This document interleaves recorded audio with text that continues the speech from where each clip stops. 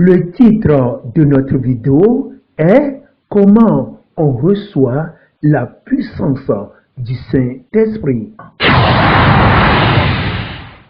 Le titre de notre vidéo est Le souffle de vie de Dieu. Numéro 4.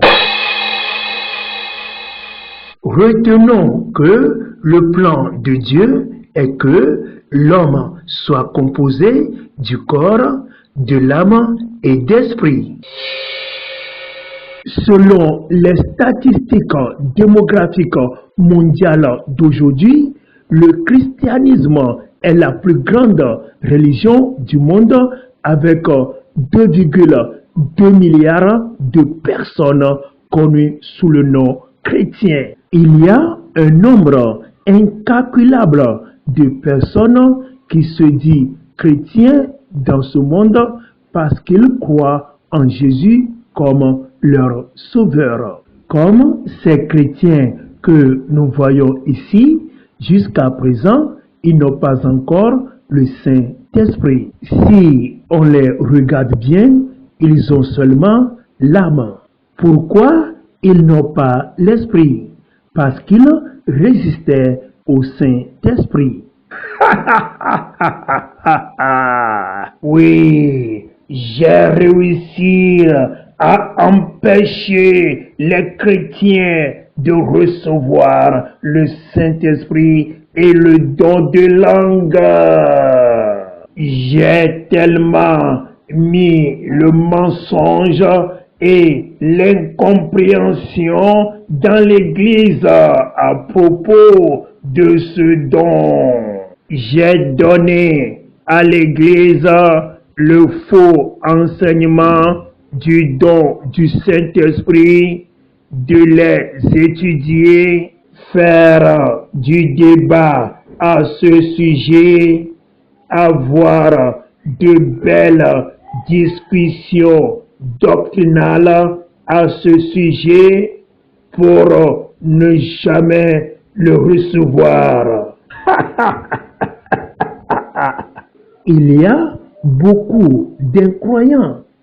Ils ont de l'âme comme les chrétiens aussi. S'ils ont seulement de l'âme, ils vont tous se perdre en enfer.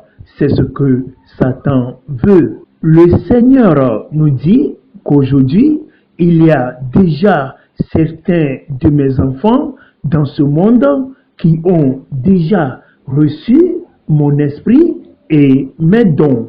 Ces femmes sont des chrétiennes il y a déjà plusieurs années. Celle qui a l'esprit, c'est elle qui est la fille de Dieu. L'autre qui a seulement de l'âme n'appartient pas à Dieu.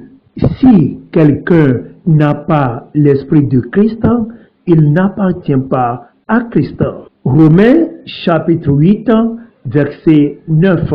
Si un chrétien n'a pas le Saint-Esprit, alors c'est un religieux. Si quelqu'un a seulement de l'âme, cette personne est spirituellement morte, car l'âme ne peut pas se connecter à Dieu. Toute église chrétienne qui n'a pas le Saint-Esprit et le don spirituel, elles sont spirituellement mortes et sont des églises de religion. Voyons, cet homme veut être baptisé avec la puissance du Saint-Esprit par le Christ. Alors, Jésus va venir chez lui pour regarder dans son cœur s'il obéit à Dieu de tout son cœur ou non. Si oui, alors Jésus va ordonner au Saint-Esprit de mettre un nouvel esprit en lui. Et de cette manière, cet homme vient de naître de nouveau. Il est maintenant un enfant de Dieu parce que l'Esprit de Christ habite en lui. Maintenant, on a un peu partout des églises chrétiennes. Mais toutes les églises qui n'ont pas le Saint-Esprit et la puissance du Saint-Esprit sont spirituellement mortes. Elles sont seulement des églises de religion. Et vous devez quitter immédiatement ce type d'église. De nombreuses églises chrétiennes ont déclaré que les dons spirituels devraient cesser pour de bon. Et ces églises disaient qu'elles n'ont plus besoin du don du Saint-Esprit, mais ont seulement besoin de la Bible. En vérité, chaque chrétien doit avoir une Bible pour sa vie, car c'est la parole vivante de Dieu. Mais ces types de chrétiens, à cause de la tromperie pour rejeter le Saint-Esprit et le don du Saint-Esprit, ils sont seulement des religieux. En vérité, ils n'appartiennent pas à Dieu, mais ils servent leur Dieu mort qui est Satan.